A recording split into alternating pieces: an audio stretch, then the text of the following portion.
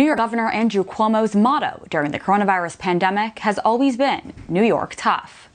It's a title of his poster he commissioned and is selling to commemorate what appears to be his own personal journey during the COVID-19 pandemic. Yet when it comes to answering the tough questions about his leadership during this time, Governor Cuomo has proven to New Yorkers to be not so tough after all. Instead, his tactic of placing blame on anyone else but himself for his own mandates has been his go-to strategy.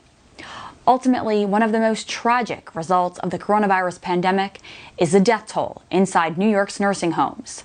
More than 6,400 residents have died in the state's nursing homes, and some say that number is closer to 11,000. Governor Cuomo has repeatedly insisted that calls for an independent investigation into his administration's coronavirus response are actually politically motivated. Yet, whether you are a fan of the governor's or not, we are not fabricating the fact that by the state's own count, more than 6,000 patients have died in nursing homes as a result of COVID-19. And no one is making up the fact that Governor Cuomo ordered nursing homes to accept those patients who had tested positive for the virus. If an investigation were to determine that the governor's actions led to an appalling number of fatalities, it of course would not fit his heroic narrative. So removed from any partisan lens, those are the facts, and the facts are always worth investigating.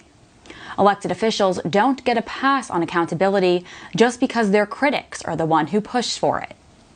So the question on many New Yorkers' minds: is Governor Cuomo's mandate to blame for the 6,000 plus deaths in New York State nursing homes?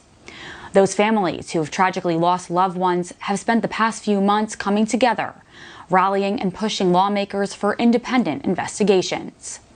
We turn to those families to help us answer the question. Dawn Beth's mother, who died of COVID-19 in a Long Island nursing home, said she never got to say goodbye. Carolyn Bess was a resident at Gerwin Jewish Rehab after breaking her hip the previous year. The family said prior to the pandemic, the facility would keep an eye on Bess 24/7. Then on March 25th, that all changed. March 25th, we get a letter stating that they're now sending positive COVID patients into her facility. We were shocked. Within 3 weeks, my mom was dead. The now infamous March 25th order, handed down by Cuomo's health department, mandated nursing homes accept COVID-positive patients. The outcome of this oversight was as vicious as it was predictable. The directive was made in order to free up hospital beds at a time when those centers were being overwhelmed by new virus cases. Still, family members and nursing home staff worried back then that bringing sick patients to nursing homes would create nothing other than a disaster. When Governor Cuomo flooded the nursing homes with over 6,000 COVID patients, they were not equipped to handle that. And even the best nursing homes could not handle it. Dawn had received a call from the facility assuring her of measures being put in place to protect the residents from contracting the virus. The nursing home my mom was in was huge, like a college campus. So, I believed them. They said that the positive COVID patients wouldn't even come in through the lobby. They would come in through, different entrances. Creating a false sense of security as she put her faith and her mother's life in their hands. I will never forget what the doctor said. The doctor was frantic. I said, doctor, there's something wrong with my mother. I think she may be dehydrated. She's not drinking her drink. She's delirious. The doctor goes, the COVID is everywhere. It's in every unit. The doctors have it, the nurses have it, and your mother may have it. Carolyn Bess did not fall victim to COVID-19. Instead, oversight and a disjointed system took her life. And I got all the medical reports. So my mom died. She tested negative for COVID.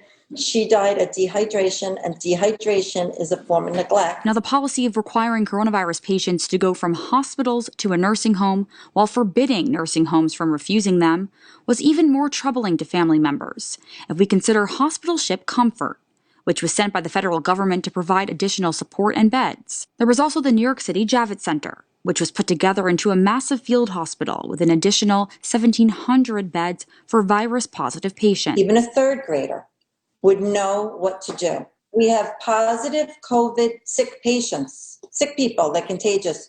Do you send them to the big hospital ship? Or do you send the patients in with grandma? Every student would say, no, not grandma. The hospital shit. Back in early April, reports of horrific scenes within New York nursing homes began to emerge. Severe staffing shortages were noted as workers became sick. Frantic residents pleading to the outside world for help resulted daily. And images of bodies of dead residents piling up in makeshift morgues came to surface. It was also back in April when, in addition to his mandate, Governor Cuomo signed legislation that would shield nursing homes from lawsuits over their handling of the virus. This would soon be the unimaginable provision that would prevent families from getting justice. It was a dangerous and misguided policy from the start and was later revoked. But for many families, the damage was done, their lives forever affected. When we come back.